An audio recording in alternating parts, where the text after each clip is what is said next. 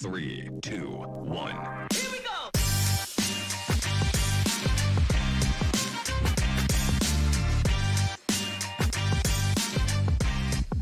Welcome to Matt Gaines Live. It's yet another Freight Friday. I'm excited to have you guys. I am drinking the most amazing old fashioned. It is so delicious and so perfect. I wish you guys could be here for this, but we are in Orlando at OneRail's office.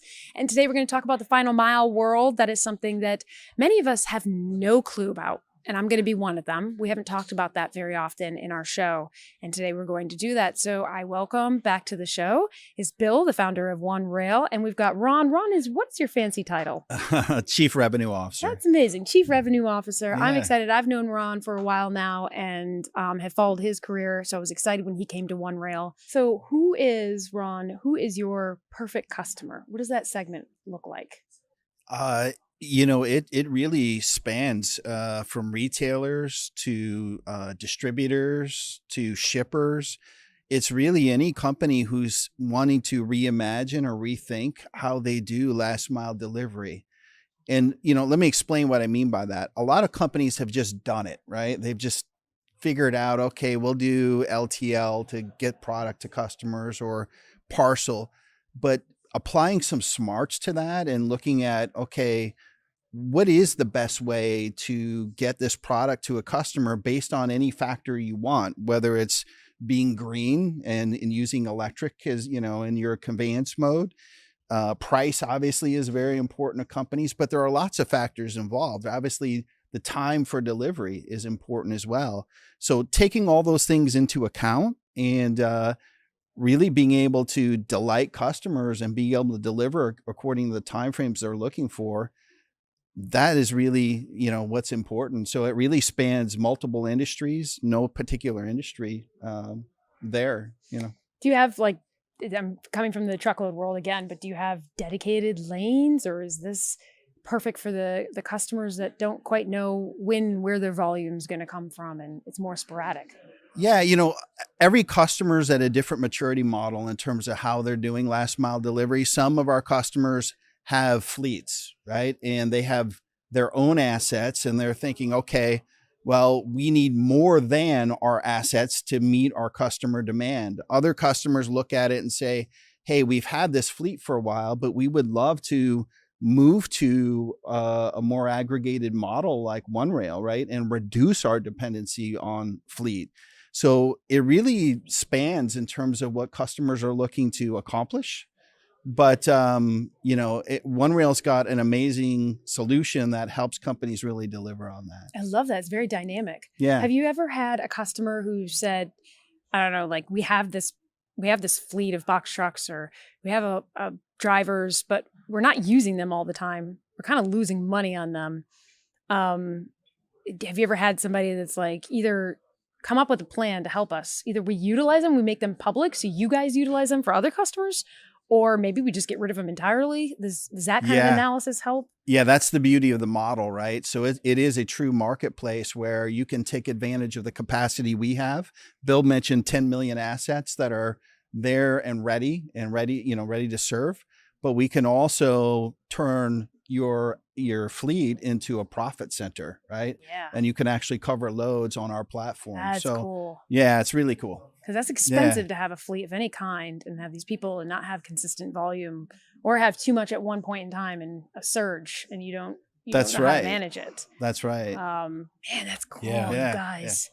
Yeah. Bill, I would like to talk to you about, you were in the fintech space. From a tech perspective, we were talking earlier off the side, but you were mentioning that you have some tech folks here that work for you and they're more in the data world. So dig into that for us. What kind of data are you analyzing? What are you doing from that perspective? Yeah. So we're ingesting the order data that's required to execute the delivery. So we're looking at dims and weights. That's really critical. We're also looking at any attributes, if it's cold chain, not cold chain, white glove, not white glove, those are all elements that we're looking at. But as you can imagine, we're doing a couple million deliveries a month right now, and we're starting to get to a point of critical mass where we can do predictive pricing. We're actually building a last mile pricing index that'll help a lot with planning. A lot of our customers want to be able to do planning and understand, what is it going to cost for me to fulfill in this area, this time of day, this time of year. We have that data now. And because we're working, if you can imagine, across different modes, we're working across different asset types within courier. We understand a little bit like when you book a flight with Delta. Delta's good at this. They'll tell you what the percentage on time rate is for that flight. A little bit like a shipping lane. What's crazy about last mile, and you asked Ron a great question about lanes and how that translates. It does, but it doesn't. There's many more data points.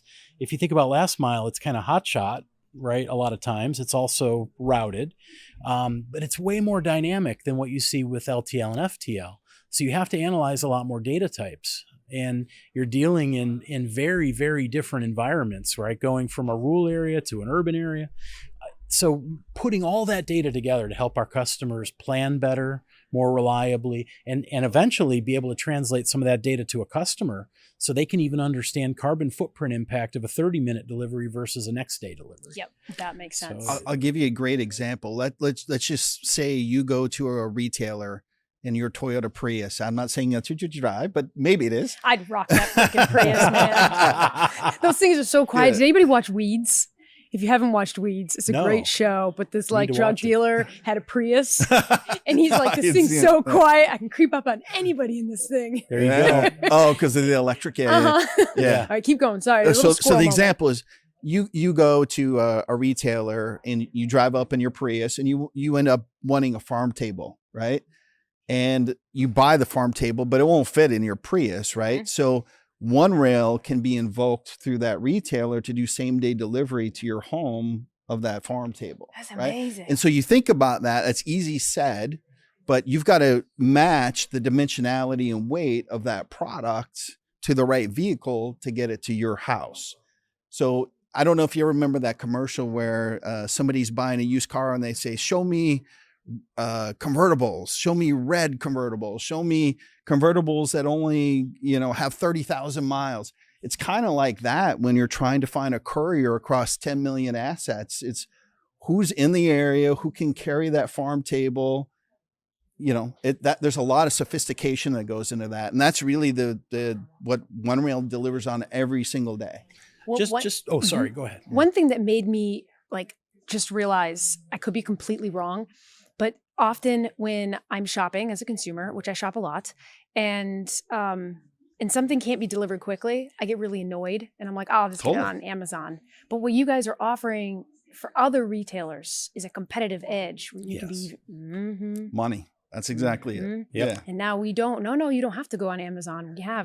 We have resources for you where you can get your things delivered, and we can be just as competitive. I can see the sell right now. That's pretty amazing. That's exactly right. That's exactly right. Clever. All right, Bill, what were you going to say? I'm so sorry. Well, I think Ron's example was a great one. It's I think it was a cars.com commercial or something. Yeah, it's cars.com. It all filters down to what you need. The way it was done before OneRail was I call it hardwired.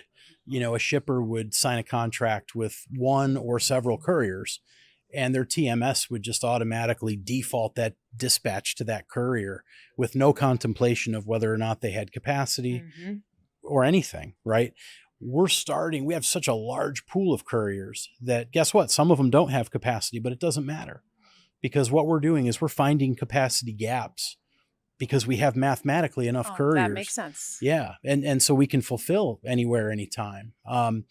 Big focus right now, Cassandra, is omni-channel enablement. It's really allowing a store to fulfill from store, which has been tough for them to do. Yes. And that there's inventory issues they have a lot of times as well. So allowing them to fulfill from store, we can give them a very dependable transportation solution from their store. We're doing about 50% of our deliveries 30 minutes or less. So there's a lot of very fast deliveries, which is normal for the automotive industry. Automotive OEM parts, lightning fast. Time is money, and dependability is money. So yeah, amazing. we're unlocking that capability to deliver from anywhere. And what you said about Amazon, spot on. You nailed that. Yeah, you're not giving your customers a competitive edge. We don't do it single-handedly, though. If you look at our customers, they have many thousands of stores or many hundreds of warehouses. The sum of their assets and their inventory and everything they have, plus our capabilities gives them that edge. I would never propose OneRail as an Amazon replacement. OneRail, though, in concert with our customers, can absolutely let them compete toe to toe. Yes, that's exactly what I was thinking. I was Yeah. imagining. I'm like, wow, I would be relieved. Why is it? Why? What is so difficult about the final mile area? And I'm going to wrap up this podcast with this question. I hope that I'm not opening a huge can of worms that you can't even answer. But what is so difficult about the final mile area that we haven't had many vendors come in and be able to do something like this? We haven't had many options. Yeah, I mean, Ron probably has a perspective too, but I think it's fragmentation. It's highly, highly fragmented. It's less regulated. Anybody can go do it basically, right? You don't even need a CDL. You don't need a CDL. So that creates even more fragmentation. When you think about the number of delivery companies that are out there, to connect them and make them trackable, make it so you can automatically dispatch to them, make it coherent and operationalize it, that's what's difficult. Where I think we really did a great job, I think really unique to the industry, is we've aggregated the network, but it's also fully integrated. Yeah. So it's not like, hey, we have couriers there. They're not just there. We can digitally dispatch to them. We have rates. We can track them. We're grading them. We have a courier performance score in each market. So it's the fragmentation, I think.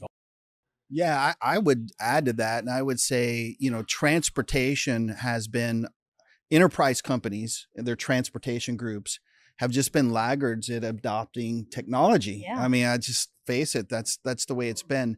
I've got a background selling real-time visibility, and I was shocked when we would do a contract with a customer, a large enterprise customer. They would tell me, hey, we haven't bought technology for transportation in 3, 4, 5 years. And so I think there's that effect going on. But, as the Amazons have dominated in retail and others want to compete at that level, it's opened up a huge opportunity for technology to come in and really help these companies drive change and rethink this last mile category. So we feel really privileged to be here in this spot, and it's just delivering for our customers, literally, and and no pun intended, right? Yeah. Unintended. Well, I'm very, very excited for you both. I'm very excited for Lisa as well, your fellow co-founder. I think you guys are on to something major, and I'm not the only one that thinks that. I know that you guys just went through a successful round of funding, and you've had some amazing partnerships announced. So you guys make sure that you follow OneRail on LinkedIn. Make sure you connect with Ron and Bill and Lisa. They're great people to know, and we will see you guys next Friday.